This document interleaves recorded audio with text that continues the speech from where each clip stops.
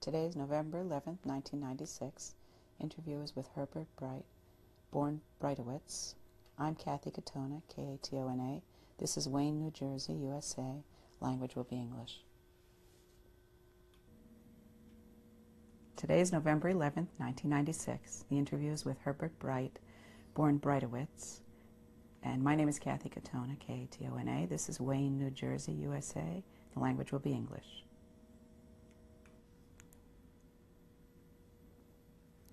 Good morning.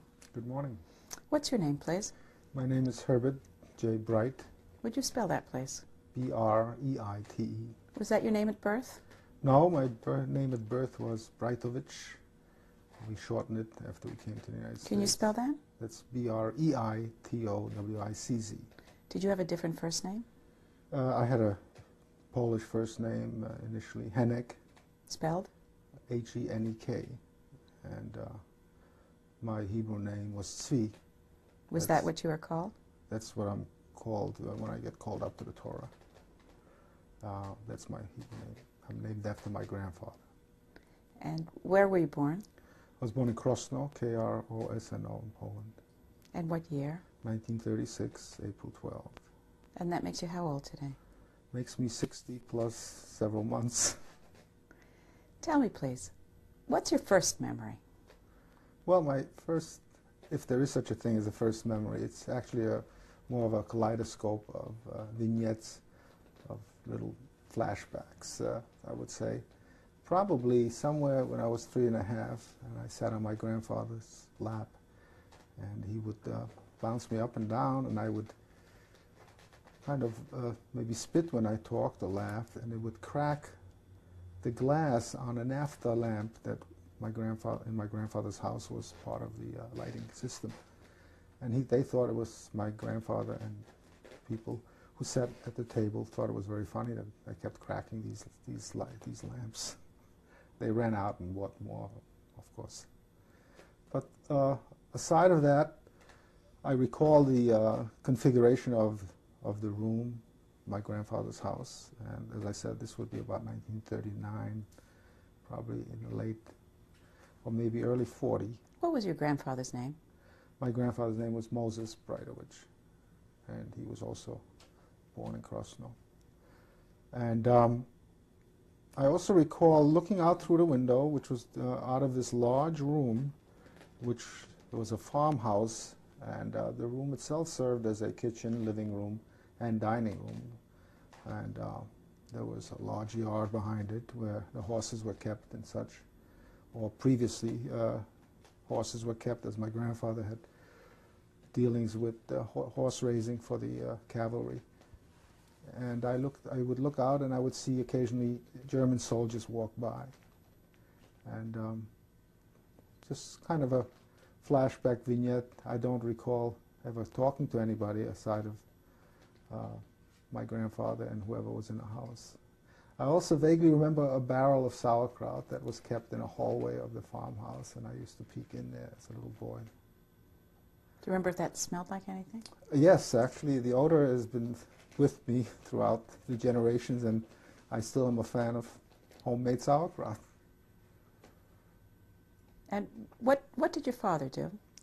What was his name? My father had a variety of occupations, mostly a traveling salesman for photographic equipment, at least during the time after I was born, or during the time of my birth. And prior to that, since he was married, he would travel. Since the time of his marriage, he traveled between the town where my mother was born, which was in Silesia, which is the eastern part of Poland, adjacent to the German border, and his part of Poland, which was Galicia, which was the more eastern part of Poland, adjacent to Russia. What was his name? His name was Jacob Breitowitz. And your mother? My mother's Polish name was Jadwiga, but her Yiddish or Jewish name was Yadia. And her maiden name was Lux, L-U-K-S. She comes from this Silesian, from this western part of Poland, I should say. It wasn't eastern. It was western part of Poland, which is adjacent to the German border, from a town called Sosnowiec That's the way it's spelled. It's spoken of in German, but in Polish it's Sosnowiec. And this is Silesia, the coal mining area of Poland. And can you tell me, do you remember the family life? I don't recall at all my mother's family.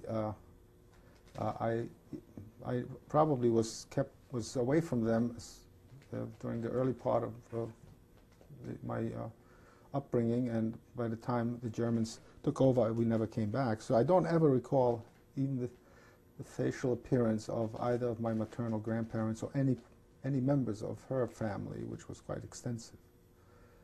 Most of my recall from the age of 3½, 4, and thereafter is of my father's family.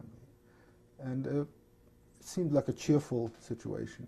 I don't recall being afraid or crying or being intimidated or anything like that as a little boy, prior to, of course, what happened later.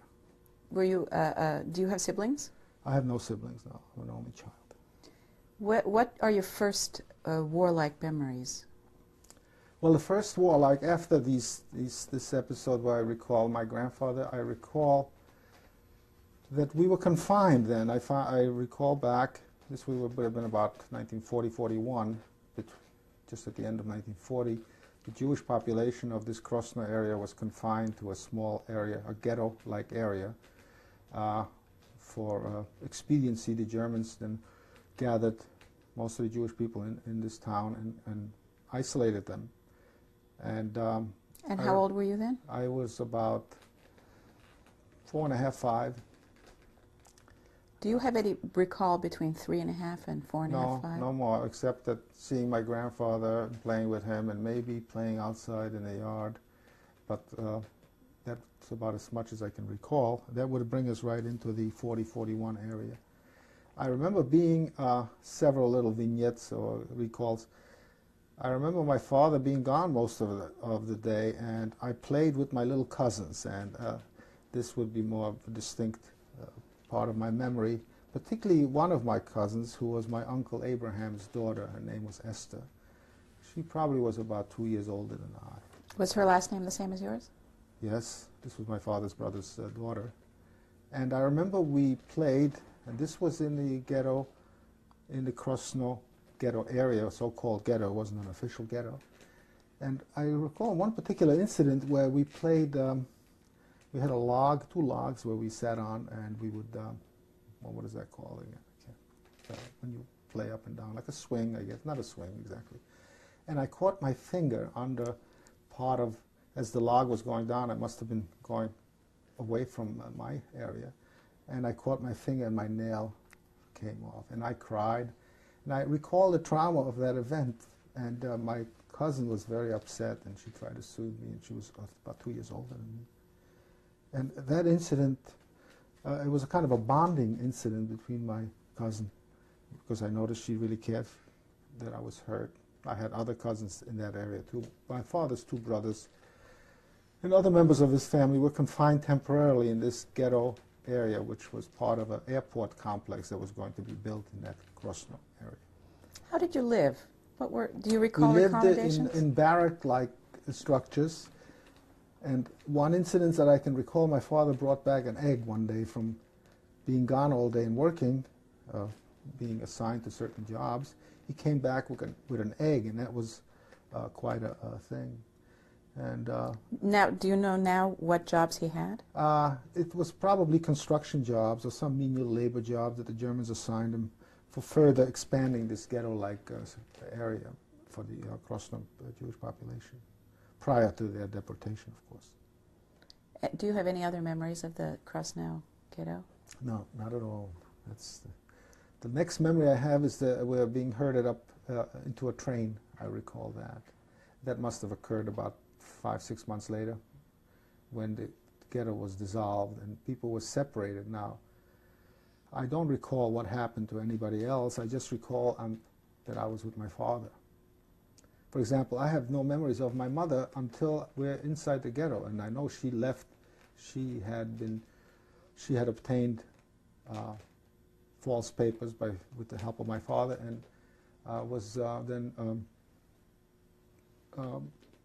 She actually went to Germany as a forced labor type of person, or a individual who could be taken to Germany under a labor contract that the German army would use. But since she was at least legitimatized as a Pole, she had a better chance of survival, and my father did that for the sake of surviving. Did your father actually make those papers? No, my father had a friend whom he bribed, so to say, or paid to obtain these false papers. A considerable sum of money, actually for that time, was $500, so he found him and he knew this individual, this Polish friend of his, and gave him $250 first to obtain these papers and to make some contacts. And then when my mother left this area of Krosno and wound up in Berlin, of all places, under a labor contract for Polish laborers, not slave laborers, but certainly they were indentured to a particular family or particular industrial complex. When she arrived there and contacted somebody who contacted my father then paid the other $250. And this way he knew she was safe, or as safe as she could be, because she had a very Aryan or Polish, quote, Aryan Polish appearance and spoke Polish fluently, and it was very difficult to differentiate her from a Hasidic type of person who obviously would stand out. What was your native language? My native language was Polish. With Yiddish, obviously, we were kind of bilingual, so to say, but Polish was our lingua franca, so to say. And so you remember being with your father? Yeah, right, exactly. So my father I wound up with my father in this ghetto, so-called ghetto complex. Do you recall how old he was at the time? How old my father was? Well, my father was born in 1905, so he would have been about 35, 36. Yeah. Right, 35. He was 30, 31 when I was born. And he wound up working there, and his brothers were there too. And I believe at that time, when the ghetto was established, my father's parents were then shipped. My father's mother and the rest of his sisters were then shipped. The sisters he had were shipped out to an extermination camp. I don't recall exactly which camp it was. I believe it was. Did you know then that was? No, I had no idea. I didn't know anything about extermination camps. I was too young to even comprehend anything about an evil perpetration like that. Do you recall what you did when your father was away all day? I played as a 4 or 5-year-old would play. Did you have supervision? No supervision. We were unsupervised. We were not really fed very well. We occasionally, there was kind of a big pot of a big boiler with some soup and some pieces of bread. Was that communal? It was communal, yes. And the Germans must have brought in some food supplies. But eventually we got less and less food, and food became a primary source of scrounging around. So that was part of the recall. Prior to that, my father had apparently hidden me for several weeks with a Polish family. I don't recall them. I know this from the. Was this before the ghetto experience? Before the ghetto, as they were concentrating people and sequestering them into these confines. My father had made arrangements with one of his Polish friends to hide me there, or to stay with his family, who was also a farmer, butcher type of person, who knew my grandfather. We went back generations. Apparently my parents and grandparents, my father and my grandfather and great-grandfather had very good relations with their Polish neighbors, and they actually were very close to each other and helped them during the war, years. So I was there, and then one day apparently I had gone swimming with the rest of the little boys in an open ditch or swimming hole or something, and somebody discovered that I was a circumcised little boy, and they had pointed this out to this Mr. Bidush, that's his name, whose family, by the way, I still communicate with and support. In my Where do they way. live? They live in Krosno, and I visited Krosno in 1991 for the second time in many years, and visited everybody, and was had to actually rapidly leave because of Desert Storm. I was activated, so I was only there a week. In any case, what happened is that apparently he said that they would be subjected to a possible death penalty for hiding a Jewish boy, and my father had to get me out of there. And then he committed himself to being incarcerated and with me because he wouldn't part. He wouldn't let me go. Can I ask you about the farmhouse there? Do you recall what kind of, how you were there? My father's, or the farmhouse with the Bidush, this family? With the Bidush family. This was a large farm. I slept in a shack. I was separate. Apparently I was kept in an area where I wouldn't arouse suspicion. And I was kind of hidden in this shack. And it was quite primitive, I recall. Were you well fed? I was fed as well as you could be fed in wartime Poland, which was really fairly basic food. Do you recall what kind of food? We had a lot of potatoes, I remember that, and of course sauerkraut, which is still a fond part of my diet. But we had hardly any meat, etc. The Germans had confiscated all the cattle and such, so even the farmers had practically no meat. Butter was absolutely impossible, and eggs were there occasionally because the Germans couldn't confiscate them as rapidly as they would have new chickens come up, so that we survived fairly well. At least I did, and my father must have just gone by. My father was just roaming the streets of Krosno, hiding here and there until this confined area was established. Can you tell me more about the confinement with him? When did you see him? Right. I would see him intermittently. After work, he would show up, and I remember they had this large stove in the barracks where we were in, and the incident with this egg somehow keeps cropping up. He had this egg that he brought, which was like premium thing, and he had a potato which he put on top of this iron stove, this cast iron stove, if you will, and the potato was then baked on top of the stove like people used to years ago bake potatoes. And I think to this day I recall it with this egg that was boiled somewhere. This was the finest meal that predates my present status, so to say, culinary appetite. But anyway, food was at a premium. He would come and go. I would hardly ever see him until this was our status, our relationship, my father and I, until the ghetto was broken apart and people were then grouped. How long were you there? Probably 6 months or so. Did you get any nurturing from? Did I get any what? Nurturing. Mothering, fathering? No, I had no, my mother wasn't there. I don't recall. No aunts? No, nobody took care of me. Fairly well. Most of the children in my age group already were fairly well independent, could take care of themselves at age 4 and 5, which seems incredible at this time, but that was a fact of life. When your fingernail came off, who took care of that? Nobody. People just kind of patted me. There was no Band-Aids. There was no medication. I must have dipped it in some water, and eventually it healed. But the ghetto was eventually dissolved, so to say. The Germans decided to take all the women and children to one area, one side, and all the work-capable individuals, such as my father, and send them to another place. And it was already fairly well established that those people were going to be killed.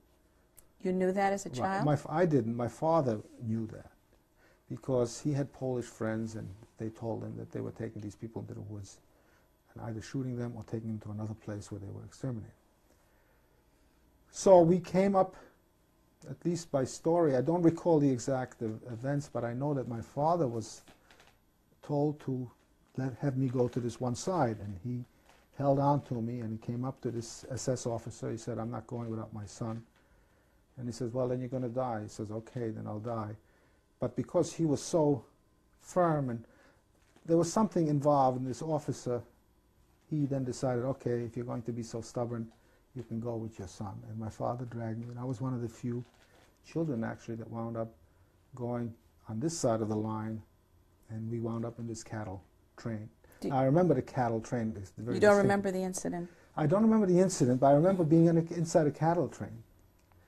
But the incident I know from my father's book, my father's memoirs, which he wrote right after the war. He was quite astute enough to quickly recall everything and had it dictated to a German girl back in 1946 or 47. And what was the name of that? And that was a book he published. Actually, 20 years later, he decided maybe he should publish it because the manuscript was Through Hell to Life. And he had it. It was originally in German and Polish. At least the manuscript was in German, and then translated to Polish. But he, in this this time of recall, which was soon after the war, he describes this event where he holds on to me. Now you remember being in the cattle car. Now I remember being in a cattle train and being very warm. And my father had cracked open the door, apparently. Somehow he was able to crack open the door, and he was going to jump out with me. Do you recall if it felt crowded? It felt very crowded because I remember there were people lying down who must have been dead because there were at least 100 people in each car, according to my father's later testimony. And we were in this cattle train, completely packed in for, I think, a full day or a day and a half. And many people did die, and they were just thrown out of the cattle train. Do you recall what it felt like? No, I was too young to recall. I just recall that my father had pushed me against the wall of the cattle train, and held me near an area that he had pried open. Apparently, either it was a door or some part of the window complex, and I was able to look out, and I thought everything looked nice out there. Actually, I didn't feel traumatized by this because as a child I thought it was a nice train ride, except that I noticed people were dead. Did you know then that they were dead? Yes, I knew they were dead, but the feeling of death was not as traumatic to me, or maybe it became a fairly routine thing, seeing so much death around me, that it was just someone is dead, so there. And I continued to look out the window.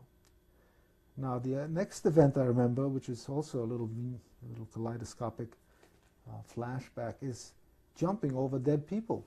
When we got out of this train, apparently we had a long walk from this train to this new ghetto. There was a centralized ghetto in the city of Reichshof, or Rzeszów, which is a large, fairly good-sized town in Poland. They had already sequestered or isolated an area for the ghetto, from which they drew a population base from the surrounding communities. And we had to walk from the train station, maybe an hour or two, I don't recall. It was night, and everybody was stumbling. And if you fell down, people were getting shot. And my father had a kind of an iron grip on my hand and made me constantly jump over people who had apparently fallen down or now were shot. And so the next thing I recall, that event I do recall, and then I don't recall anymore except that I was living in a cellar and there were rats all over me. And to this day I have this very, very terrible discomfort and fear, terrible fear of rats. I will pick up a boa constrictor, which I did in my hand, and other snakes and anything that's revolting or revulsive to people. But a rat from a distance is something that I cannot tolerate very well. And these rats were very brazen. They crawled all over your feet and were all over the place. So I was in the cellar with several people, and I recall this is the ghetto experience in this new ghetto called Rzeszów or Reichshof. Do you recall being bitten? I don't recall being bitten, no, but I recall being scampered over, etc. And as a little boy, that was terribly scary for me, because these were big rats. So you spent your time in the basement? Well, I was isolated again. My father was in the eastern ghetto, as it was called. The ghetto was separated into two areas. One was the infirmed and some children and some people from different communities who had not been yet sorted out or triaged, so to say, for extermination, were kept in the western part of the ghetto. The eastern part had the more work capable people in it, And these people were able to get across illicitly to visit whoever they had. So I was actually on my own, completely on my own, in this cellar. In the Western? In the Western ghetto. Now, my father knew where I was, and he would smuggle food to me occasionally and do this and that, and made sure somebody looked out for me. He had bribed people. He was constantly bribing different people so that I would be taken care of. Do you recall any feelings about that? I recall that whenever I saw him, I was very happy to see him because I was afraid I would never see him again. I was all alone, and I was starting to get nervous because I was now a little older, and I was aware what it is to be alone. Do you remember how old you were at this time? It was pardon? How old you were at this time? 42. I must have been 5 and a half. And I recall certain little incidents in the ghetto, of course. I recall one lady who was mentally ill, and she wandered through the streets talking to herself and carrying on. And we children would run after her and maybe poke fun at her. We thought that was, as 5-year-olds, obviously, there was a source of amusement. And then one day I remember she was shot by a German would walk by and shot her, and we were kind of You were there upset. when she was shot? Yeah, she was shot. I watched it probably 20 feet away, and apparently she said something to the German, and he got upset and took out a pistol. Do you remember where she was shot? No, I don't. I just remember hearing a shot, and she fell. And I used to remember her name, but I can't anymore. It was crazy something she had. There was a crazy Betsy, let's say, whatever her last name was. Yeah, and as I said, I was on my own. I played with my father's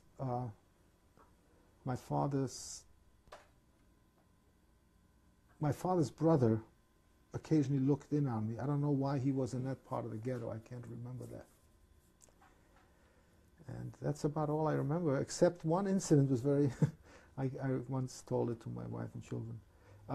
My father, our ration was bread. Every once in a while they would set up a little thing where we would get our bread, and we would get 200 grams of bread, like a half a pound or so. That was supposed to last us for a day. And my father somehow got a hold of some butter, a pat of butter, a little patty. And he smuggled it to me, and I spread the butter on the bread, and I ate it upside down so that nobody else would see that it was butter. And I told my wife, for you to understand the concept of what butter is, even after World War II in Germany, when we were in the DP camps, we had butter. Butter was, to this day, if you're a European, it would be outrageous if you come to a European home and are served margarine. That would be highly insulting, even today.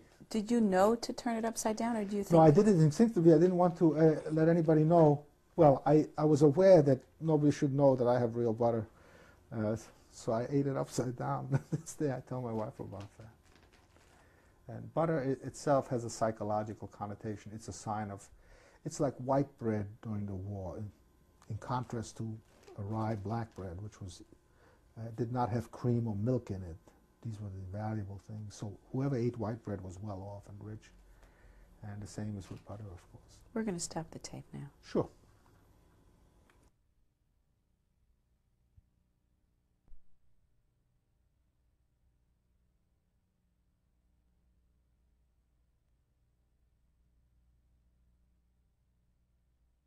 Today's November 11th, 1996.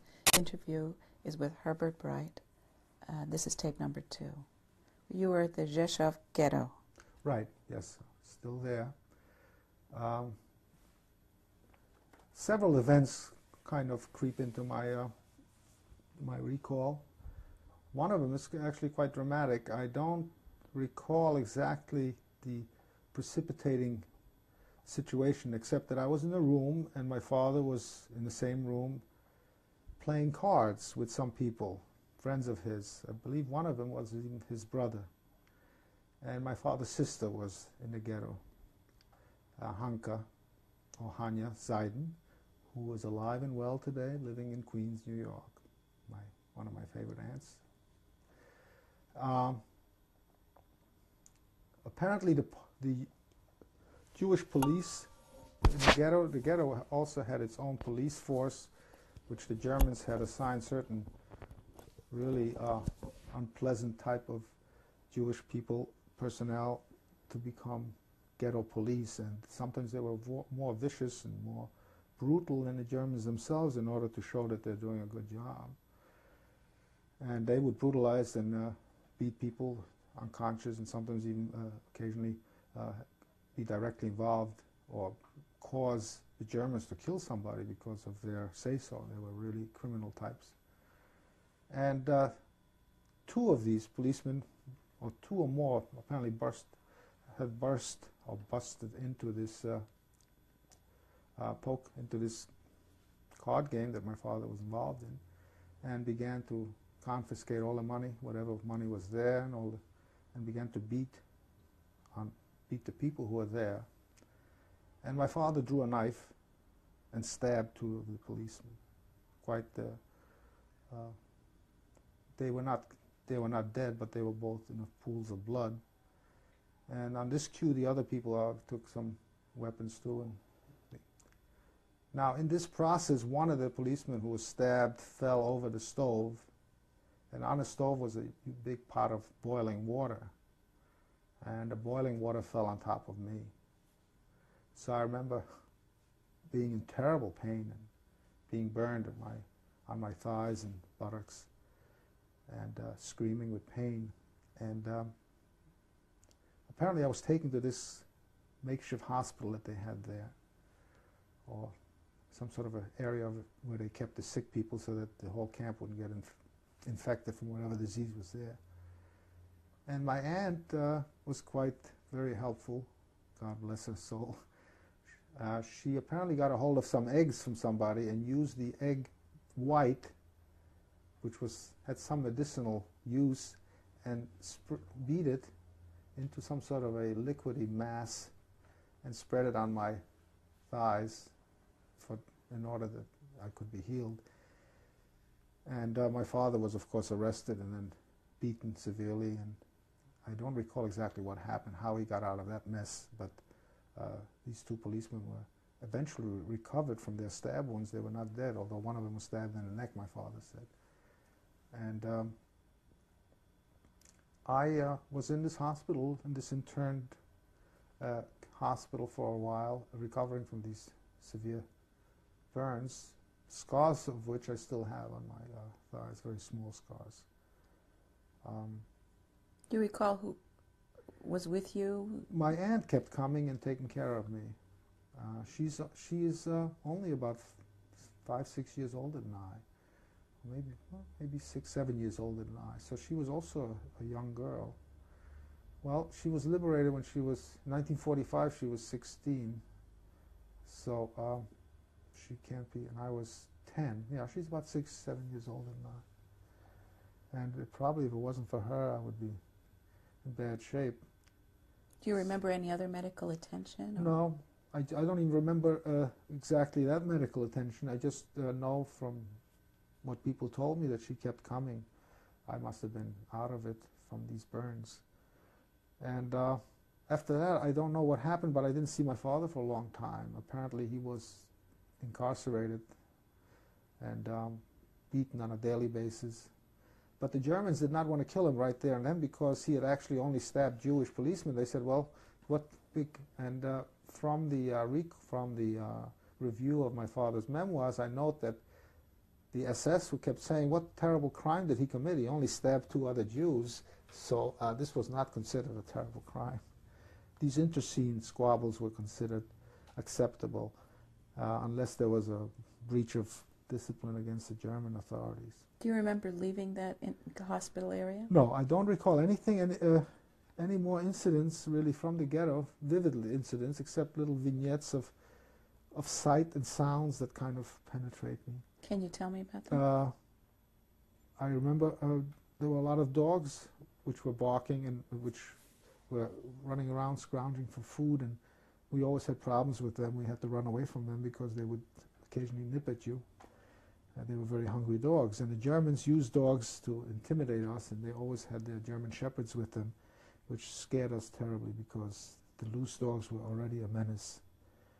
I don't recall much else except occasionally getting some extra food via my father's channel a channel of communication that he had established so I could be fed somehow. Do you remember other children? Vaguely, very few children.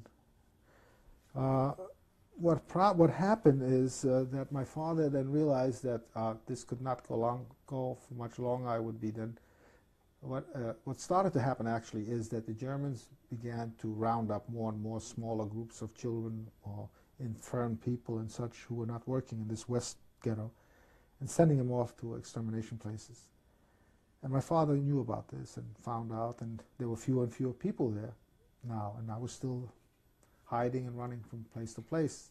The idea was to avoid any Germans or any policemen and try to hide, and if they talk to you, you just have to see if they would try to fool you and tell you that they were going to take you someplace where there's more food, never to go with them. You have to judge people quickly. I think I learned to judge character that way very rapidly. When people try to induce me to go with them so they can get an extra piece of bread, I would look at their eyes and I would try to figure out, are they really being straight with me, or is this a coy? Did you recall going with anybody at any time? No, I never went. I was always sly enough to get away from this. And eventually my father realized that I would be in harm's way sooner or later. And when somebody induced you to go, did you know why? I knew that there was something not kosher about that, and that I didn't connect it with an outright extermination, but I knew they were going to harm me one way or the other. I couldn't fathom that people were being killed en masse. It was too much really for me to understand, I guess. But I knew it was something that was less desirable than what I had going in the ghetto now. And he had apparently my father had then decided that he had to get me out of this ghetto. And he came upon this idea that my mother should get me out of the ghetto and take me with her to Berlin.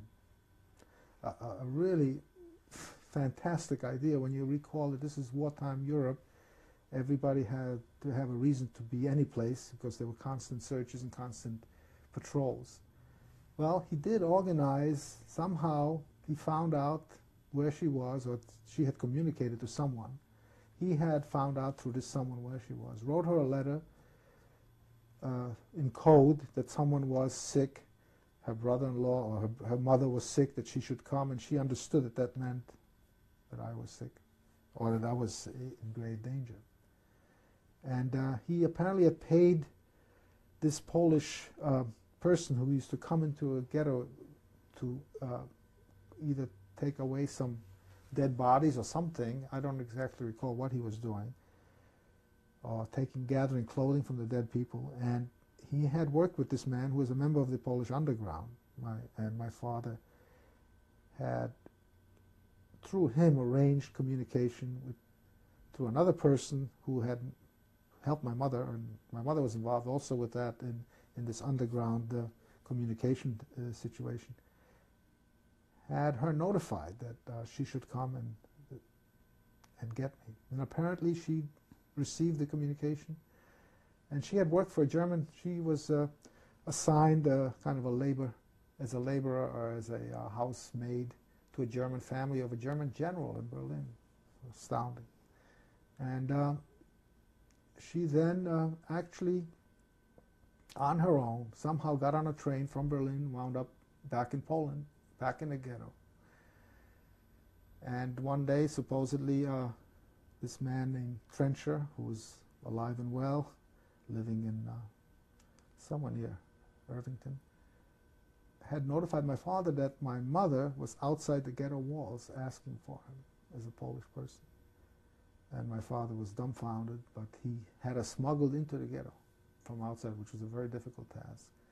And this was the first time I was reunited. I didn't recognize my mother because I didn't know who she was. I mean, I knew who she was, but I hadn't seen her. Do you remember the impression? No, I don't recall the event, the actual reunification. I just remember seeing a face in front of me. And apparently papers were worked out somehow, or something was arranged through the Polish underground with my father, working with them, that I was lowered, I was going to be smuggled out of the ghetto. And I remember being lowered from an upper floor window, from a third floor window or something, with a rope around me. I don't recall exactly how it was done, but I remember coming down and thinking this was fun. And there was this rope around me, and people were lowering me down outside a 3-story window, and lowering my mother and this other woman who was a friend of my mother's. And we were on the outside now. And the next thing I know, we were in a cellar overnight waiting to get on some train. And the cellar also was full of rats. I tell you, rats have been my anathema for a long time. Excuse me. My mother somehow arranged it to get me on a train, and I don't know how the papers, she argued with people. I remember we stopped someplace between Poland and Germany at a border, and she argued and carried on with a Gestapo man that that I was her child, but I was illegitimate and I didn't have any papers and this and that. She was a very bold and brazen woman and extremely courageous. She had this tremendous courage and although I don't think she planned things ahead, she just did things like people do spontaneously who have a great deal of inner courage. And she would just argue with an assessment, which meant instant death for anybody. Gestapo people just would shoot you if you look at them cross-eyed, particularly if they even suspected you were Jewish. Well, she got away with it. Apparently, I wound up in Berlin. And what she did is she couldn't bring me to the family. She told the family that she was staying, where she was working, the general's family. Remember the name? No, I don't know. My mother mentioned it. I think my father has it in his book. I don't recall the name. She apparently mentioned that she had an affair with someone and had an illegitimate child. And she wanted the child with her, so the Polish underground apparently knew a couple in Berlin, Polish couple named Vronsky. I recall them quite well. And they did not have a child. He was a shoemaker, I believe, or something. And my mother left me with them, and they kind of took care of me while my mother was working for this, or was assigned to this general's household. How old were you? Now, by this time, I should be somewhere 6.5 or so, 7 maybe. Yeah, about that. Were they kind? They were not kind. Well, they were initially kind. They were kind of a tough German couple, German-Polish couple, who were not sympathetic to the needs. They were not, as the Germans say, kinderfreundlich. They were not friendly to children, which is not an unnatural thing among Europeans. They're not always, except for Italians and Spaniards. The Central Europeans kind of, children are supposed to be in their place and adults there. And I was not really treated that well. I remember I was hardly given the food that they ate. I never really fully shared with them. So that, although I wasn't hungry, I didn't feel like part of the household. Where did you live? And I lived in one of the rooms, I guess. And what did you do during Now, the day? during this day, I would just play outside, inside. I would take little walks. And this was the beginning when there were air raids already in Berlin. And I remember thinking it was great fun, seeing explosions and such, and at night, seeing all the fireworks, so to say. I didn't feel that I wasn't afraid, although I was taken into the cellar with them. Well, eventually what happened is apparently she gave me a bath, or when she started to bathe me, she noticed that I was circumcised, and she became aware that I was Jewish, which she wasn't aware. She thought I was Polish because my mother was supposed to be Polish. So they became more cruel to me. How? Well, they would beat me, and my mother would find all these marks on me, and she would ask what happened, and then I would tell her. Do you remember being beaten? I remember being caned occasionally, getting whacked here and there. By? Or getting a slap across the face if I didn't. By whom? By the woman. She was particularly harsh. The man was nice, I guess, Well, this caused my mother a great deal of anxiety, and she then admitted that she had an affair with a non-Jew, with a non-Pole, a Jewish man. And then this woman then accused her of being Jewish. Things became uncomfortable, apparently. And my mother supposedly contacted this underground person that she had contact with, telling her, I guess somehow she explained to him that the situation here is becoming a little edgy, and we need to get my son, or she was in a good position, but I was still a problem. So this underground person arranged with someone in Vienna who was a very, he was anti-fascist actually. He didn't like the fascist regime. He was a laborer, this gentleman. You remember who he is? Yes, Mr. Havlicek, a lovely person, God rest his soul. He was a foundry worker, and probably must have had left leanings and disliked the fascists, the Germans. And he could do whatever he did just to be anti-fascist. Although he was an Austrian, and Austria was his home for as long as he can remember. Anyway, what happened next is the next thing I recall is that we're in Vienna. We were actually, my mother decided to terminate everything and ran away. Got on a train with me and took off for Vienna to this contact person, and we were then picked up by him at the train station. Do you recall his name? I don't recall being picked up. I remember going into the house, and his name was Havlicek, Havlicek, Havlicek. I visited him after the war, of course, and I became very close to him. We used to send him food and things when things were rough in Austria after World War II. And when we came to America, of course, obviously we were better off than the Austrians at that time. So you were picked up and...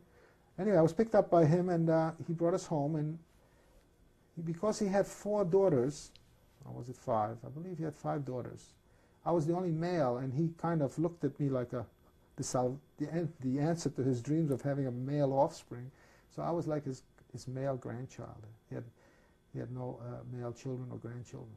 So he really liked me a lot, and he took good care of me.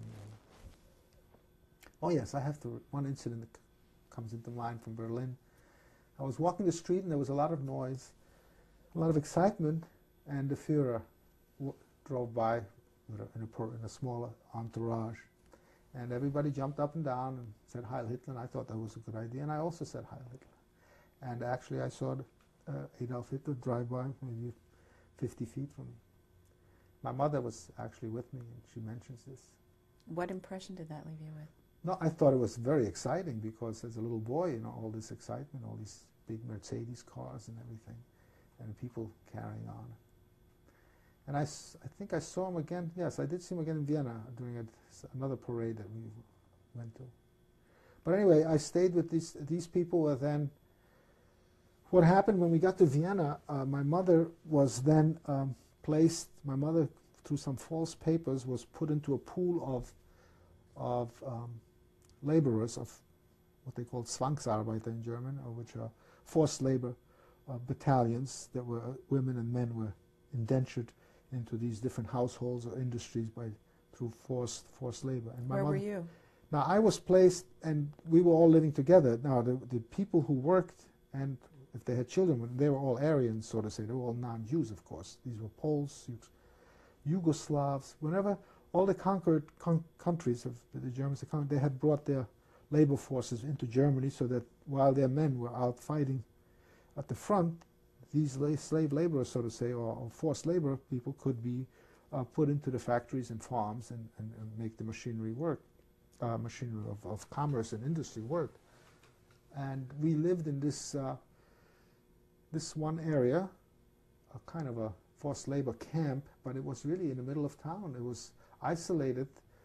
It was a part of town which really wasn't too far from the center. How was it isolated? Do you recall? In the sense that there was you couldn't just walk in and out all the time. You had to tell where you're going and who you were. Was there a fence? Or? There was a little barbed wire on the side of this thing. It wasn't really much of a camp to speak of. And there was... Did it have a name? No. It was in Vienna, and it was actually across from the Belvedere Garden, which is the Royal Palace of Vienna, which is almost in the middle of town. And this is where they knew that the Polish and the foreign forced labor people was living there, and that's all the surrounding What were population. the accommodations like? We all lived in this one huge room. How many people do you think? I think there were about 150, 200 people there. And it was a communal kitchen, communal beds, one next to each other, men, women, all together. Everybody was together. And in the morning, they would be assigned different work details, and the children would stay behind and play. A lot of children? There was quite a lot of children there. So what did the children do? I played with some Greek children, actually. I recall that. I had a couple of Greek friends. Remember their names? Yes. You can never forget names like that. One was named Panayoti Kapiri. I'll never forget that. This was 1944, I guess, 43, 40. And we used to run out during the air raids and climb on top of the Belvedere Hills and watch the bombs explode all around us. We thought this was great fun. And every once in a while, a plane would fall down. And we would run right towards the plane and try to get the ball bearings out of the wheels of the tires, because they made great slingshot. You know, when you have a slingshot, you can put the ball bearings solid. I mean, this is, when you think about it, it's ridiculous. But this was the great thing, to get as many ball bearings as possible and then play with them like you play with marbles. Did you have a lot? Oh, I had a lot, because there were quite a lot of planes that were down during these air raids, mostly English and American planes. And you would go down, the fire was still burning in the planes, and sometimes there were people there. Although the police would try to keep us away, we would sneak in as children. The other thing... Were you ever supervised? No, I was completely unsupervised. That tells you a lot about my personality. In any case, we had no schooling or anything. Now, I learned how to read and write. I don't know how I did, but I did. I could read, and I was fluent in both Polish, German, and Russian. I mean, I was trilingual by the time I was 6 or 7. Not because I learned a syntax formally, but I could communicate quite well. And what happened is that one of the things we did, we ran around looking for cigarette butts. And we would tear them open and put them in a big can, all the tobacco. And then roll the tobacco ourselves and sell it to different people. We were 8 years old. We could make money that way. In any case, we were unsupervised. We were fed in the place. My mother would come back every once in a while from wherever she was. Sometimes she was gone for days and I wouldn't see her. And that gave me worry, because I didn't know if I would ever see her again, because the air raids were getting more intensive. As I said, when we stayed with this family, when this Havlicek family, they had small confined areas. We could only stay with them for several weeks, and after that my mother was assigned to this pool of indentured laborers. How was your clothing provided for? Wherever we found, we put on. It was usually oversized. And you scrounged yourself? I scrounged. I did, as I said, I was on my own fairly much. Do you recall any birthdays? No birthdays. I know when I was born. I remember my mother had told me that. What I do recall is I looked at a map, and I would listen to the German news broadcasts, because they came over loudspeakers. This confined camp had a loudspeaker system where people were assigned different jobs, and they were told, so-and-so goes to this place, so-and-so goes to this factory. My mother worked in some sort of a pickle and ketchup factory for a while. But they would also announce where the Russians were and what the fighting was. And I had found an old map, and I had pasted it against the wall of where we were in our bed. And I would follow, through thumbtacks, the movement of the war, actually. I remember I was very fascinated by that. And everybody thought, boy, this kid is okay. He knows where the Russians are, where the Germans are. And I became very interested in that.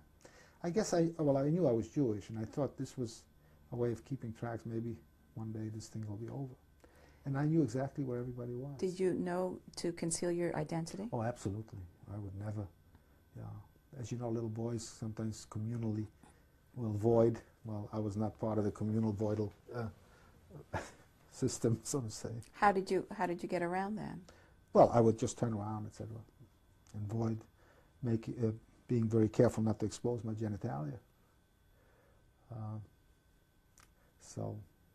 Did you have a price to pay for being a little bit different that way? No, I wasn't. No, I was fairly aggressive, and I was. Would you describe yourself small, large? I was not large, no, but I was always a little broader and a little strong. Let's say I was fairly good at games, and I was fairly aggressive, so I would beat on someone who bothered me, etc.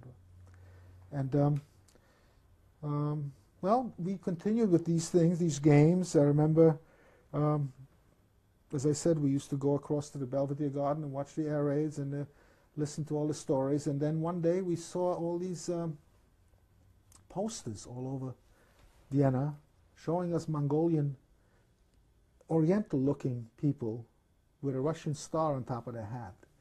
And underneath it says, these are the people that are going to come and pollute you, etc.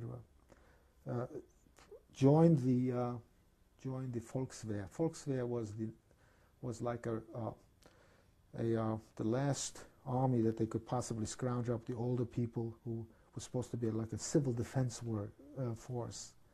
And in order to scare the population of the potential of the incoming or, well, almost over the horizon advance of horrible Asiatic hordes, they would try to mobilize these elderly people. And were you scared? Well, I was nervous when I looked at these pictures. I thought, wow, this is what's going to come in here. It's going to be worse than what it is. Did you get a chance to ask your mother about any of this? No. I never really spoke much with, I didn't communicate much with my mother. She came for short periods of time in the evening. When she came, did she hold you? She held me, yes. She was very concerned. She asked, is everything all right? Do you remember being kissed? Yes, I guess she was. She was very protective of me. She hugged me and kissed me, and but she could depend on me. She knew that I was a fairly dependable individual. I wouldn't do things that are that would upset her terribly. Did she tell you how to be dependable, or? Yeah, she told me never to do this, never to show my pins, never to tell anybody where I came from, and this and that. And she made me aware that I was Jewish. Very, very, even at this. Did you know what Jewish was? I didn't exactly know what it was. No, I was not. I knew it was something different and something that everybody else didn't like. Now, I couldn't understand why people wouldn't like me. It kind of, in the back of my mind, it raised questions in my mind. But I knew I was as good, if not better, than whoever I was with. Did you get any positive feedback about being Jewish? No, never. Actually, nobody ever talked about being Jewish. People always ask me, how could the Germans do this? How could, during World War II? Well, we were not informed of anything. I could never know what was going on any place except what that loudspeaker told me. You could never get a newspaper from any place or see or hear from anybody who was any place. Nobody ever spoke about anything. Were you the only Jewish child there? Absolutely. The only Jewish child there. I don't know of any, actually when we were liberated, which occurred in Vienna soon thereafter, I never met any Jewish people until I met a Russian Jewish officer who was one of the liberating command, one of the troops that came in. And the Germans were right. I'll say one thing for them. The Mongolian hordes did come in. There were Asiatic Mongolian units that came, and they looked really scary. They were big, and they had all the weapons on them. And the Germans were very nervous about them. The Austrians, I should say. We're going to stop the tape now. Sure.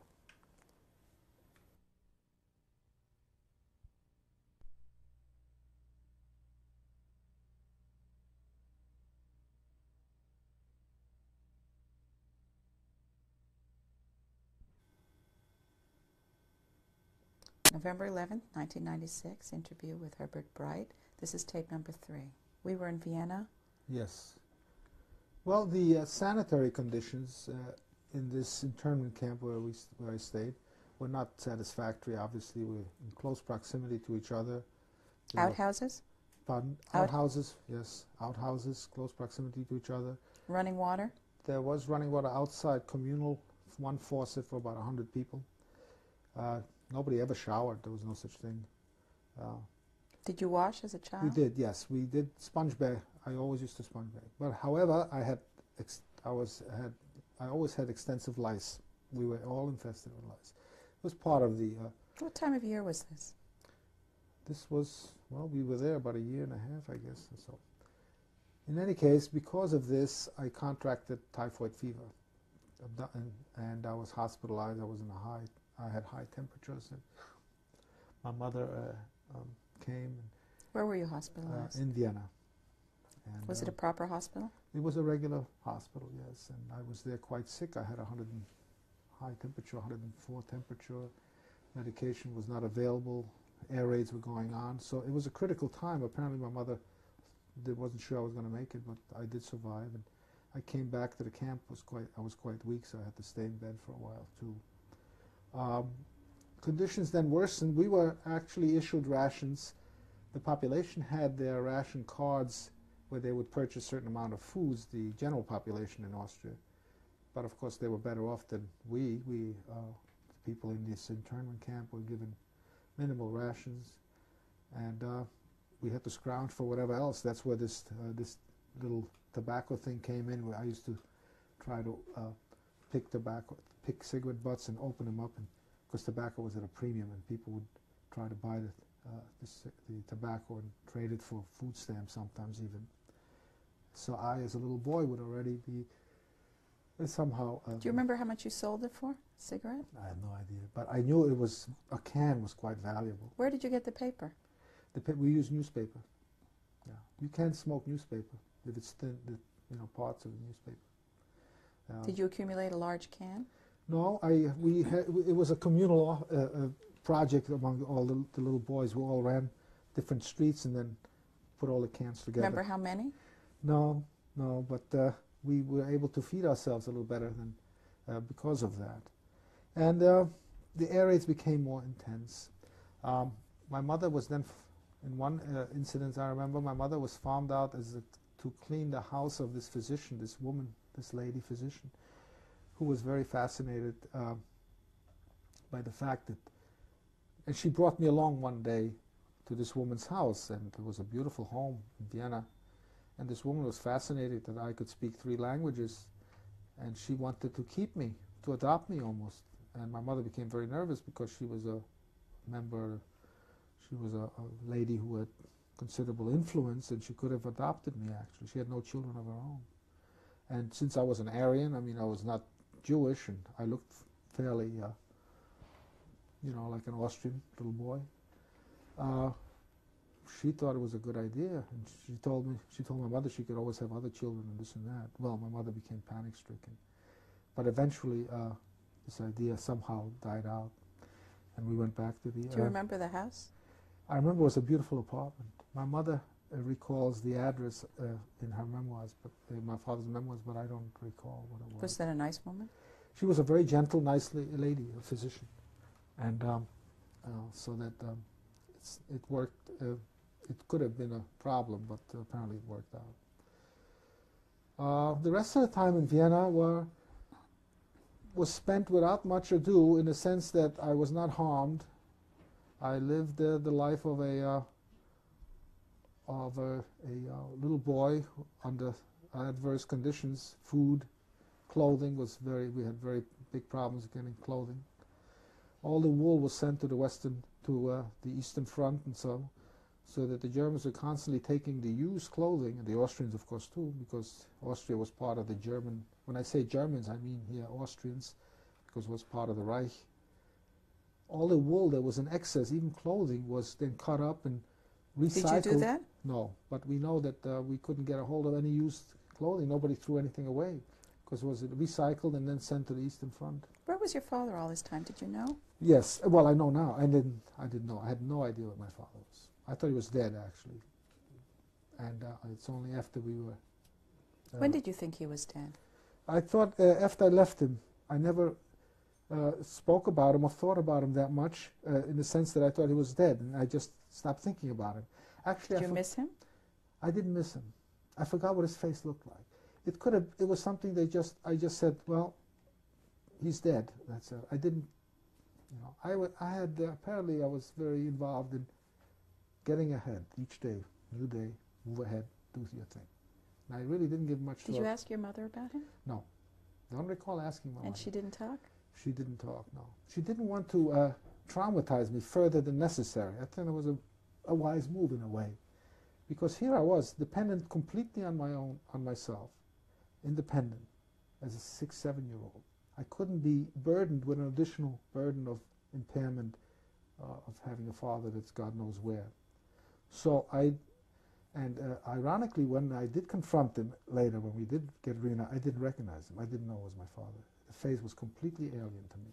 I could not recognize my own father. after when we were separated 4 years only. But it was during a crucial time of separation, so that I didn't know who he was.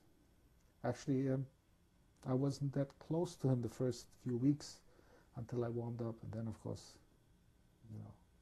I opened up more and more. So you were talking about the Mongolians coming. Yes. Well, this will bring me to the end of the war now. We were in a cell. The last few weeks of our stay was quite exciting in the sense that we couldn't get out of the cellar. The bombs were terrible. The bombing attacks increased in intensity, and then a new type of bombing occurred, which was artillery bombing. The Russians had surrounded the city and started pouring artillery shells into the area. And then one morning it was very quiet. It was my birthday, and I said, I said to myself, it's funny because it's my birthday and it's so quiet. There's no more shooting. So I decided to crawl out of the cellar, and everybody said, don't go out because you'll get shot. There was shooting in the streets. But I was a very strong-willed little boy. I didn't listen to anybody. And I crawled out of the cellar, and I saw these strange-looking soldiers. They were not German. And sure enough, they had slanty eyes. They were Mongolian Russian units, Russian army with some Mongolian units. And they were going around shooting at the snipers who were not far from our camp. And there was actually shooting back and forth while I was out there looking at these things. And what happened is that apparently one sniper had shot one of these Russians when I was standing on this side of the street, and the sniper had been above our camp area. And the Russians were very, very mad at this, or at least they became a little upset. They drew a tank up and pointed the barrel of the tank at the building and just blew the whole building, the whole floor apart, everything. And I thought my mother would be buried underneath, and partially the whole thing there was. Some people died in the cellar. My mother was able to crawl out. And we came out, and actually the war was over. The Russians had come into Vienna on April 12, 1945, my birthday. And what were you feeling? I felt, this is wonderful, the Russians are here. And because I spoke Russian, actually what happened is, this is very interesting. Nobody could speak Russian. Nobody could understand them. They were upset that nobody could understand them. And they had one officer that had come into this compound looking for Nazis and so on, looking for SS and guns. And he spoke some German, but I noticed his accent was Yiddish-like. I knew, because I was so attuned to different languages, I knew that his German was not German. It had a Yiddish slang to it. So I told my mother, and she walked up to him and said something Yiddish to him.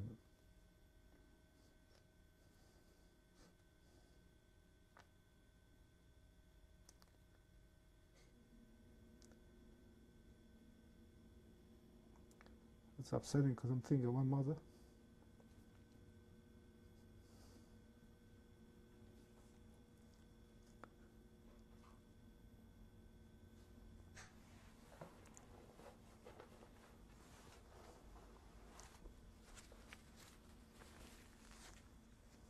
Sorry.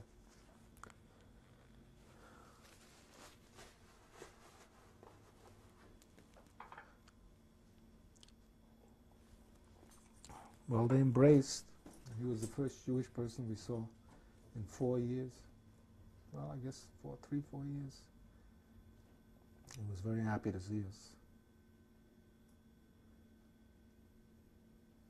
No other Jews there, of course. He was an officer in the Russian army. We didn't know who he was, never saw him again. We just saw him fleetingly for that moment, and he was gone up the next street with his unit, screaming at the Mongolians who were beating up and starting to rape people, which was very... Did your mother say something to him? She said, Amchu, I remember that, which means, are you of our people? And then, well, something very interesting happened during that the first few days. Apparently, everybody was pointing to me as the only individual in that several block area who spoke both German and Russian and Polish. And the Russians were very disciplined about, at least that area was very disciplined about committing crimes against the civilian population, robbing or stealing or raping. And they would catch every once in a while someone with a woman who would come crying saying she was raped. And the Russians didn't care about the Germans being raped, they cared about the breakdown of discipline, because if you let loose the troops upon a population and you have a breakdown of discipline, the Russians couldn't. Discipline was what it was all about. So they would call me to interpret, and the woman would then go ahead and point at the soldier, say that he did this and that. And I didn't know the language, the anatomic language or the physiology of rape or what's involved. And I would just translate words. I couldn't find words, and I had to tell. And they would summarily try him and execute him around the corner. They would take him around the corner, and I would hear shots. And that upset me so terribly that because what I translated resulted in someone's death. So then I would tell lies after that. Whenever the German woman would come, I would say, I don't know the words, or etc. I would try to get out of it. Because after the second time, they would take him around the corner and execute these poor, well, I mean, they were rapists, I shouldn't say they were poor guys, but certainly a death penalty for rape is not really warranted, or at least in my mind. I didn't think it was, it should have been the... Did you know you were talking about rape? No, I knew that I was talking about an intimate situation, but I didn't realize what rape was. I didn't understand the intimacy of sexual relations vis-a-vis the forceful sexual relationship. And because my testimony was so rapidly taken, and it was a matter of minutes, and the officer was in the Russian army on a war basis, while people were shooting at you, there was summary decisions made, and they would be executed. How did they find you? How did they know? How did they? Apparently, whenever there was some argument between the Austrians or whatever, they would run to the camp, to the thing, and find me and look for me. And apparently, they found out soon enough. Where was your mother at this time? She was with me then. She didn't have to go back to the thing, and she was scrounging around for some food and such. Where did you go after that? Well, things began to stabilize. There was no water, no electricity, nothing. The Russians would bring up these huge water tanks, these gasoline-like tanks, you know, a large vehicle that would be like a gas-carrying vehicle, except it had water in it. And this was the water supply for the people. Everybody would run up with a barrel, and that was the water. And then they would take all the dead horses that they found in the street. The Russians came in with huge amount of horses that they had used as their transportation. It wasn't all cars. I was surprised. And they would shoot the horses and make stew out of them. And we ate a tremendous amount of horse stew, which was not bad actually. And then of course they had their own. They would just take anything they could find. Any farm animals would be brought in and communally. And what did you do fed. at this time? At this time, we were looking for transportation. We were very anxious to get out of Vienna, to go east. And people were organizing themselves according to where they came from. The Greeks were anxious to get back to Greece. Did you find compatriots? We found people who were Polish. They were not Jewish, they were Polish, who wanted to go back to Poland. Were you saying you were Jewish yet? No, we still did not trust anybody. It was part of the, I guess, part of the defensive mechanism. I don't know how, but again, my mother, who was a tremendously organizing person, found 2 huge cows someplace, and had some people bring the cows and found a wagon that was lying someplace, and attached these, and had these cows, regular cows, they were not even bulls, attached to these wagons, to this one big wagon, and she put in whatever things we had, and other people joined us, and we drove out of Vienna with 2 cows pulling a huge wagon. And we drove. Did she buy those? No, I don't know how Did she have money? She had no money. Either she she told him something, or she took an officer across, and because she spoke Polish, she understood enough Russian, told him, take the cows away from the Germans. Next thing I remember is we were sitting in this carriage with the. I was in the front. My mother had was leading the cows with me, and a truck went by, a Russian army truck, because constantly convoys, and hit the cows, or hit the side of the cow, and the cow fell down. And the Russians stopped, took the cow, and took both cows away from us. And we got wound up with one horse for the Russians decided they have to give us something back, so they killed the other cow, threw it in the back of their truck to make some sort of a stew out of it later. It was really primitive. Things were absolutely chaotic. There was no, well, you have to imagine, there was no electricity, no water, anywhere. So you got the horse? We got one horse. And you went on your way? And this horse, we went on our own. And there were streams of refugees coming out of Austria. Thousands and thousands, like you see in movies, these streets were clogged. In one directions were refugees going back to their homeland, so to say. In the other directions were Russian convoys. And the convoys were so dense that you couldn't cross the street for days sometimes. How old were you? I was 10, 36, 40, I was 9. And where did you end up? So we continued to go east, and we wound up in Hungary. And we... the whole bunch of you? Well, how many people? A couple of hundred of these carriages were going towards Poland. No supervision. We had to eat off wherever we could find. What did you eat? And we stopped and ate. Either the Russians would give us some food, or occasionally the peasants we would get from the peasants or trade something. And in one village, as I mentioned, the peasants tried to poison us with some rat poison that they had put in the corn. And then the Russian army had to go in there and shoot some people. Eventually, after several weeks of this, we got rid of the horse in Budapest, or outside of Budapest, and got on one of the cattle trains that were going east with refugees, and we were headed towards Poland. We arrived in the town where my mother originally came from, which is Sosnovitz. And there was no electricity again, hardly any electricity. Some water was available. What happened is that the people who were looking for each other, the remnants of the different communities, the relatives who were trying to find each other, all headed back to the ancestral towns where they came from, or at least try to get back. Knowing, well, they could not imagine, my mother couldn't fathom that everybody would be dead. Of course, the first person she looked for was my father.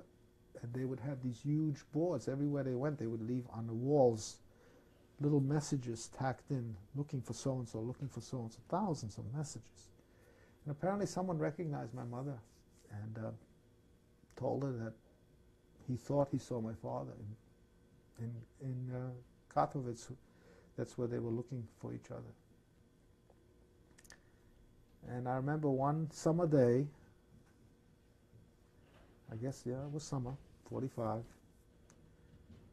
My mother and I were walking, and there was this, I remember, actually the reunification between my father, I do recall. I recall seeing this man with this huge, long army coat. He must have taken it off some German army coat, which, because he was only 5'2", my father, came down way below his ankles, but it was a warm coat, big lapels, etc. And a bald head, which was huge, balloon swollen head, because my father was shot in the last day before the war over. The people, 50 men were taken out of this one company of survivors, and 2 SS men executed, 48 of them. And this was the last day of the war. Actually, the noise was already there. My father was one of the 2 that survived, but he was shot through the head and lost an eye. And then apparently the swelling from this head trauma was so intense that his head was so swollen he didn't look quite normal. And I looked at him and I didn't recognize that was my father. And we were reunited. My mother was screaming and carrying on and everything. And we were reunited. My father, of course, was quite ill. He had TB and typhoid fever, and he was shot through the head, lost all his... The bullet actually went through his head, it cut his optic nerve, went into his mouth, blew out all his teeth, and then tore part of his cheek out. And then someone threw a grenade at him, tore his rear end off, and they threw everything at him, and he kept getting up. And sure enough, he did get up after being shot through the head and walked into a barn and hid there and survived all that. Died at 89. Did never jog, by the way, or ate, or was on a cholesterol lower level diet. Just not to be facetious. But the point is, we did get reunited. And eventually, we established some sort of a communal living style in Poland. But because of the advent of communism and such, the increasing problems, we decided to head back west and went across the border from Poland into Germany and wound up in a displaced person camp in Stuttgart. But prior to that, we were in Regensburg. Here's just a little vignette, incidental. My father's family, my father had quite an extensive family in Chicago, who had settled here prior to World War I in the 1890s, 1900. And one of their cousins was a bombardier in a B-25 unit. And they assigned him to look for vestiges of our family. And sure enough, he found my father's sister in Regensburg, Germany. He had contacted the United Nations Relief Organization because the name Breitowitz is very uncommon. It's anybody that name is related to us. We know that from other sources. So when he printed that out, they did find him. And this cousin's name, by the way, was Herbert Breite. He lived in Chicago. He was a bombardier in a B-25 plane, and we met him in Regensburg. And he then told us that my father's two brothers, who had been in the States since the beginning of World War I, or prior to the First War, were alive and had asked about the rest of the family. And eventually we were reunited. We were issued the papers. You went then to Stuttgart? We then went to Stuttgart. Well, we were in Regensburg for a while. How long? And that's where my father, we were in Regensburg several weeks actually. Then we were in Cham, where there was a displaced person camp, CHAM, Cham, which is near the Czech border. And why were you moved from one to another? well, we went. When we crossed the border from Poland to Czechoslovakia, from Czechoslovakia to Germany, it was still fairly easy to cross, but the Russians were already clamping down on these movements. But we wound up in Cham, where we heard my father's sister had come to. My father's sister had survived the war too. That's a completely different story. My father's survival is much more miraculous than ours. In any case, we wound up in Cham, and then which was a small displaced person camp, How long were you there? My father had located some people, and then we went to Stuttgart. How long were you in Cham? Several months.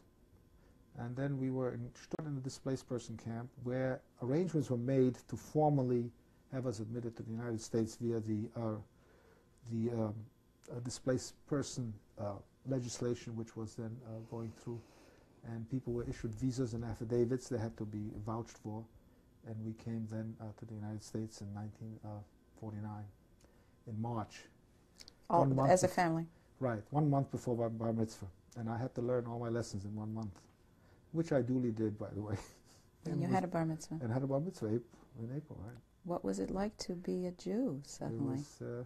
It was very interesting. I had to learn Hebrew, of course, quickly. Having thought that Jews were so awful and fearful, what was it like to acknowledge Jewishness? It was great. We already started that in Stuttgart in the DP camp. We had a large contingent of Palestinian Jews, in other words, Jews who were born in Israel, what is Israel. Obviously, they were at that time they were Palestinian Jews, as we call them, and their mission was to organize the youth, like myself, for example, and try to get us to go to Palestine then, before the State of Israel was established, instead of coming to America.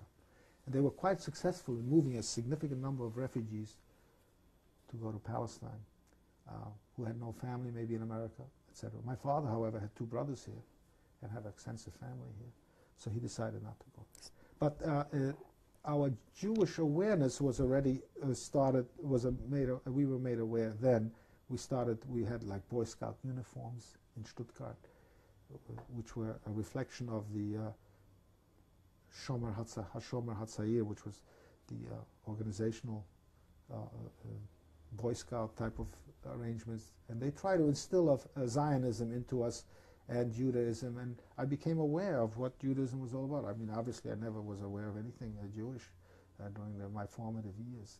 Do you consider yourself a religious person? How would you describe yourself? I would consider myself conservatively, liberally religious, conservative in my outlook, obviously. I believe in God. Otherwise, you got married? Yes, I was married. And your wife's name? My wife's name is Herbert Breite. And what was her maiden name? Her name was Kaufman. And when did you get married? We got married March 11, 1960. And you have children? I have 2 children. My Harley, Daniel Breite, was born in Basel, Switzerland, while we were in Europe, while I was studying medicine in Europe. And my daughter Rachel was born in Heidelberg, where I studied medicine and acquired my MD degree. I went back to Germany after a while. And now we're happily here in Wayne, New Jersey. And I have also, except I was commissioned as a major in the armed forces, the medical corps. I've been serving for 18 years intermittently as a reservist, some active duty. I originally joined the Marine Corps in 1955, actually, and stayed some active and mostly reserve with them. And then when I became a physician, I became a medical corps officer. I served 7 months during Desert War, during the desert operations. If you were to leave your children and your future grandchildren any words about being Jewish and having survived the Holocaust, what would they be? Well, the words that I would leave them with, it would be a sense that they're not alone, in the sense that they have an obligation, continuity, a sense of obligation to those people who didn't make it, to all my little cousins who didn't make it, all their little cousins, their cousins' cousins who didn't survive. I played with at least a half a dozen of my first cousins. None of them survived. I'm actually the only survivor. And I keep telling people when they ask me, how do you deal with that? Well, I deal with it in one way. And primarily I deal with that in one primary way, and I don't permit myself to be depressed. I try to be as up mood as I possibly can every day. Because to be depressed, to complain about being depressed about things is to spit on their grave, so to say. How dare I be unhappy about something when I have been uniquely chosen for one reason or another. So I am, as a result of which I try to be as upbeat as possible, in deference to their demise, because they were all my age, 1 or 2 years younger, older, etc. Thank you. Yeah.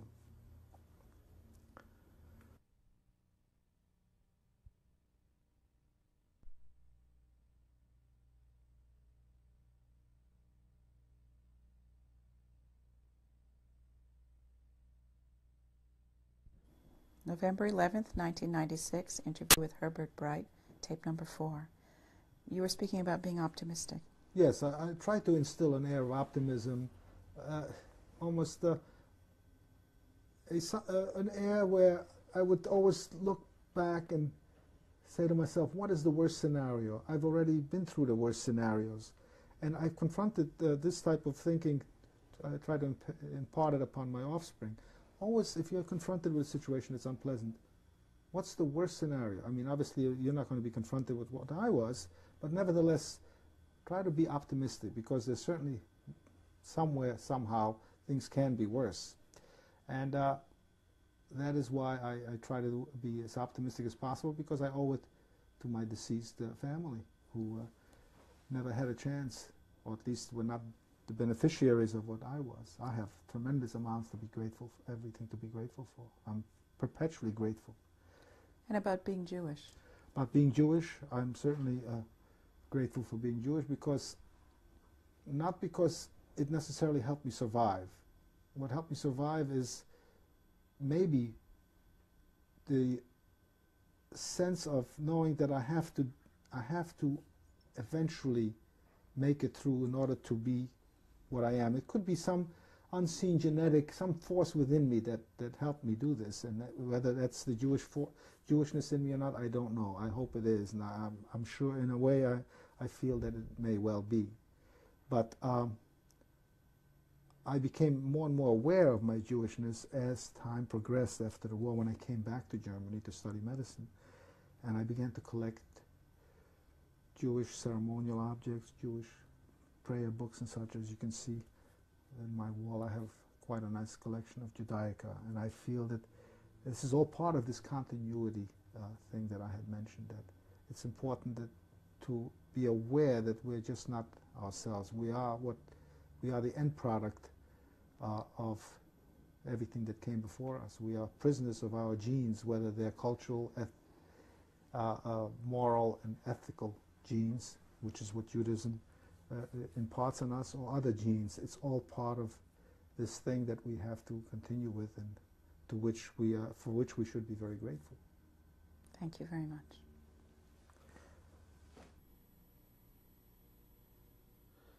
This is a portrait of my grandfather's family, my grandfather's Moses Breitowitz family. The first person on the left is my father, Jacob Breitowitz. The portrait was taken in the town of Krosno, Poland. At that time, Galicia, under Austro-Hungarian rule, was taken approximately 1915. My father, Jacob Breitowitz, is standing next to his sister, Edja, who survived the war and lives in New York City. Her last name? Her last name is Slota, S-L-O-T-A. Seated is my grandfather, Moses Breitowitz, who died in 1940 of natural causes. Was not killed in the war. He is holding my aunt Franja, and she was killed in the Holocaust as an 18-year-old. Standing next to him is my father's stepmother, Lena Breitowitz, who was also killed during the war. She was age 44 at the time of her death. Standing next to her is my uncle Abraham Breitowitz, who died during the war as well. He was age 37 during his death. Standing next to him is my uncle Aaron, who also was killed during the war at age 25. And standing next to my uncle Aaron is my uncle Isaac, who was also killed during the war at age 39. All these people are killed with all their family. Seated, that little boy seated, is my uncle David Breitowitz, who survived the war in Siberia and is currently living in West Hartford, Connecticut. There are several members who are not present in this picture. Two of my father's brothers were in the States since prior to World War I, and there were 3 additional children who came after this child that my grandfather is holding, who were also killed in the Holocaust. They were my aunt Kreindl and my aunt Genia, and one more aunt whose name I don't recall offhand. So they were altogether 7 offspring out of 13 that were killed during the war. This is a picture of my mother, Jeanette Breitowitz, or Jadzia Breitowicz. It was taken in Poland, approximately 1940. And my mother survived the war and died in Passaic, New Jersey in 1995. This is a picture of my father, Jacob Breitowitz, who was born in 1905. It was taken somewhere in the early 1930s in Silesia, that is to say Western Poland. My father died in 1991, having survived World War II. This is one of the few pre-World War II pictures of myself with one of my parents, a picture of my father and myself taken in 1937 in the Polish city of Katowice, located in western Silesia.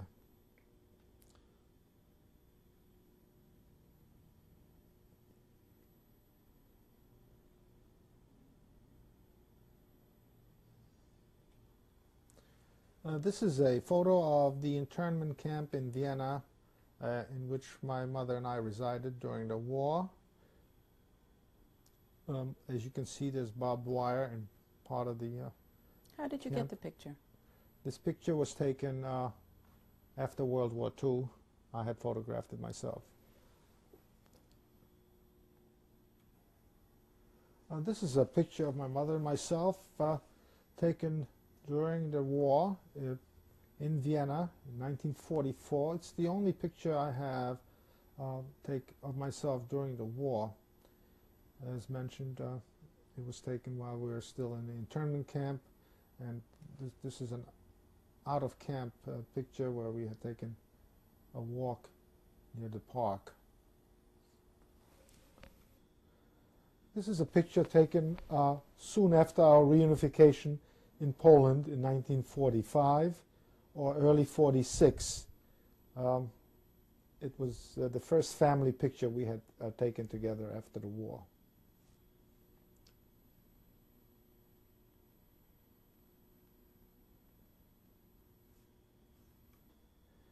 This is a Jewish New Year card, a Rosh Hashanah card, which was taken in the displaced person camp in Stuttgart in 1948. The whole family, a picture of the three of us, which was then sent to whatever friends we had established at that time. It was the first Rosh Hashanah we had celebrated together in this DP camp.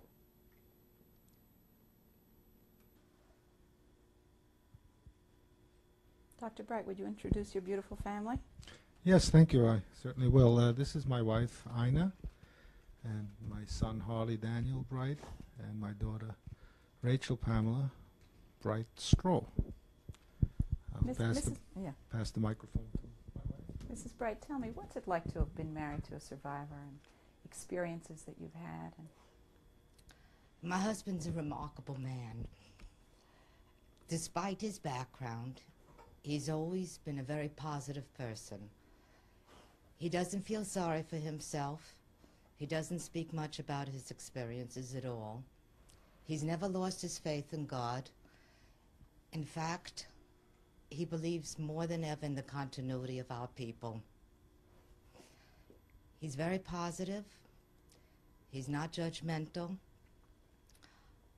I can see one effect from his war experiences in that he's very guarded. And in the beginning, it was very difficult for him to show emotion and just to let himself go. I think he's overcome that. But since he doesn't talk much about his experiences, everything has been quite normal in this household. He's a very stable, well-adjusted person, and that most people don't even know what he has experienced. It's been a pleasure being married to him for 35 years.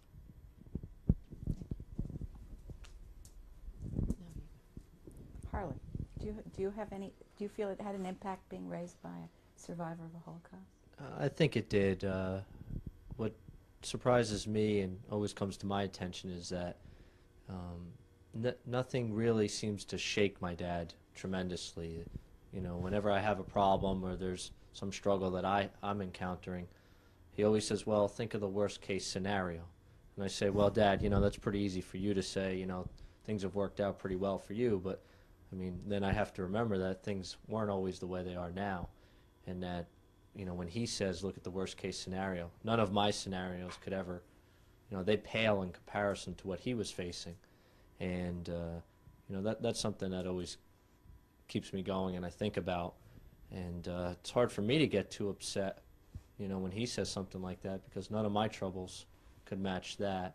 And I often think that it affected our relationship because, you know, he was deprived of a childhood. And I forgot that when I was a child. And, you know, I wondered, well, how come my dad doesn't go to baseball games with me? And how come he doesn't like crowds? And, you know, how come he doesn't really socialize that much? And, you know, he was busy working a lot too. But I think a lot had to do with that he just didn't really get to experience with his dad some of the things that kids, especially sons and their dads, do. I mean, you know, they go to games or they go out for something to eat when they're young or run around. But I think my dad didn't really get to understand what that was about.